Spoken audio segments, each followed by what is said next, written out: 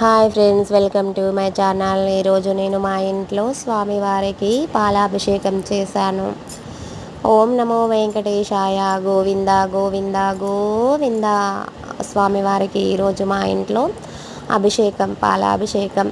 స్వామివారికి గంధం అలంకరణ చేసి, కుంకుమ పెట్టి, సింహాసనం పైన కూర్చోబెట్టి, వస్త్రమాల వేసి, స్వామివారికి రకరకాల పువ్వులతో అలంకరణ చేశాను. మందారాలు, గులాబీలు, మల్లెలు, పారిజాతాలు, తులసి దళం, మారేడు దళం, ఇలా స్వామివారికి నేను ఈరోజు ఇలా అలంకరణ చేశాను.